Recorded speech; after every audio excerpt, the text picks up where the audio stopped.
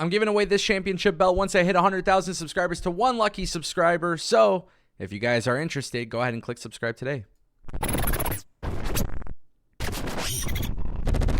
Welcome back to the Yango Show. The ratings are in for WWE NXT versus AEW. We're going to talk about that, plus an AEW star gone from the company, and we got some more stuff to discuss. But let's talk about those ratings.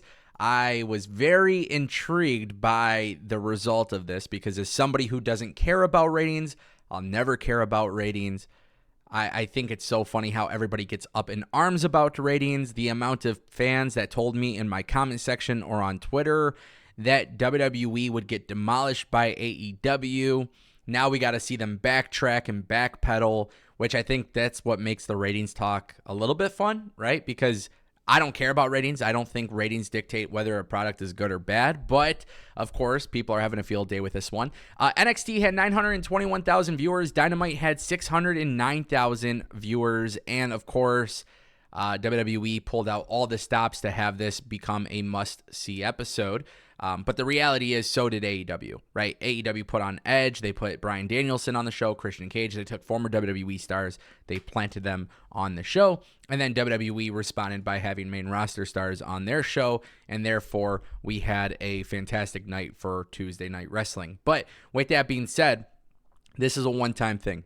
And it goes to show you why it's actually really important for AEW to remain on Wednesdays. Because if you look at AEW on Wednesdays, they've been doing a lot better than 609,000 viewers. And it's not so much that they're challenging WWE. Take that out of your brain for a second. It's not about WWE versus AEW. It's about AEW has set this expectation that their show is on Wednesdays. And that's when people want to watch AEW.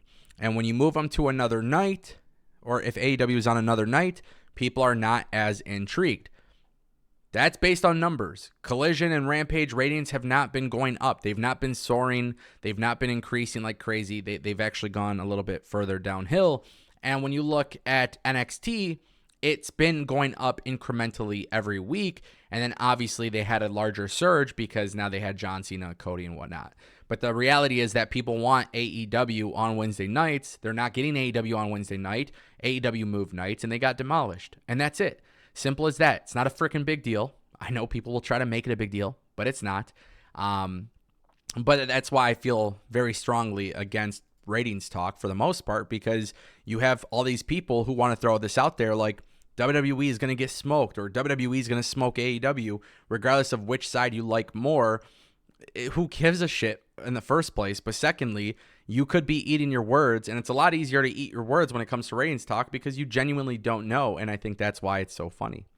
Guys, WWE is bringing back War Games. It's been confirmed by Fightful Select today. This is really exciting. This is really, really, really exciting because we didn't know for a fact if whether or not it would actually come back. And now we know that it is coming back. Shout out to Fightful Select for the report. But the reality that I want to talk about here is that War Games has become a very great addition to the main roster. And if they didn't do it, I would have actually been very upset and disappointed by WWE because I feel like there's a lot of storylines crossing into each other that could really make War Games a special pay-per-view for Survivor Series. It's going to be a massive pay-per-view, and the fact that it's in Chicago is even more exciting because there's always that possible intrigue that CM Punk returns. But you got the Judgment Day cooking up some fantastic stuff. You have the Bloodline stuff still going on. If you want to do a women's War Games match, there's a lot of great things you can do there. So it's exciting to see that they're coming back with it, but I really got to talk about this. I got to talk about one specific thing. Okay, there's one thing that I want. Okay, maybe I'm living in fantasy land. Maybe I'm just being very optimistic and very hopeful that this could happen. But if there was ever a time where I wanted William Regal on WWE TV, it is now. And I don't know if WWE will do it. I don't know if WWE will try to do it. I don't know if it's ever being discussed. But we need William Regal to announce and reveal War Games. It's got to happen. And if WWE can do it, I would be incredibly excited.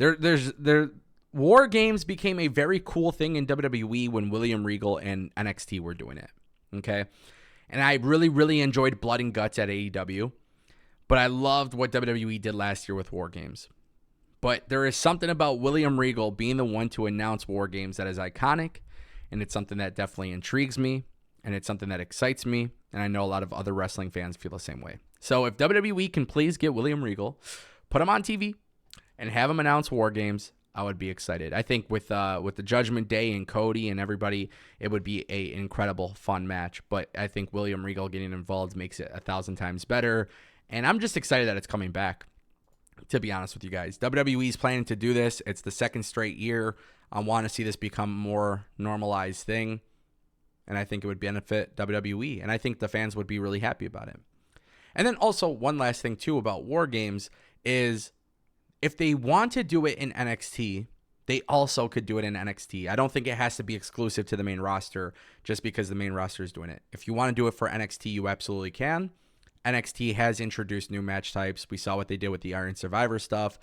But if they want to do War Games, I feel like just because the main roster is doing it doesn't mean they can't do it. So I wanted to throw that out there too. I almost forgot about it, but it is something I wouldn't mind seeing it across both, all three brands. And our final story of today's video, guys, I want to talk to you guys a little bit about Zach Clayton. You guys might remember him. He was the reality, basically, I mean, look, this guy is known because of reality TV, and then obviously he was engaged to JWoww. He signed with AEW in October of 2022. Now PW Insider is reporting that AEW has chosen not to renew his contract, and his departure was actually first revealed by WrestleZone. Clayton's profile was actually removed from AEW's website, and really this guy hasn't been used that often. I've seen photos of him doing like red carpet events. I think it was for Culture City, because I've seen him with JWoww from Jersey Shore. But he hasn't been on TV since ROH, which was like June or July. You might have seen him on AEW Dark. You might have seen him on ROH. You might have seen him on Dark Elevation. He did some tag team stuff with Colt Carter. You might have seen him on MTV's Jersey Shore. But he's been wrestling, and look, there's nothing wrong with him leaving the company, with them not re-signing or anything like that. You guys got to remember, AEW is making a lot of signings, a lot of people are coming in, and if Tony Khan is not going to release people, this is one of those things where guys aren't going to be extended.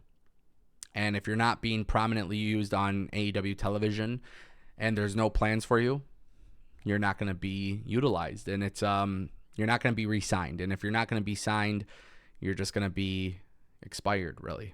And there's nothing wrong with that. That's just the way the business is. Like, it's like WWE releases, you know what I mean? Like, it's business. It sucks, but it's business. If Zach Clayton wants to continue wrestling, there's a lot of other places where he can do it. That's why it's great that there's a healthy wrestling industry. It'll be interesting to see if WWE wants to go for him, because WWE does spot a lot of talent from AEW that are underutilized. Fallon Henley, Kiana James are two examples in NXT where they were prominently on AEW Dark, and then they came to WWE. I'm curious if WWE would like to bring him in, especially considering his ties to JWoww. Let me know what you guys think down below. Don't forget, I'm giving away this belt. I'll see you next time.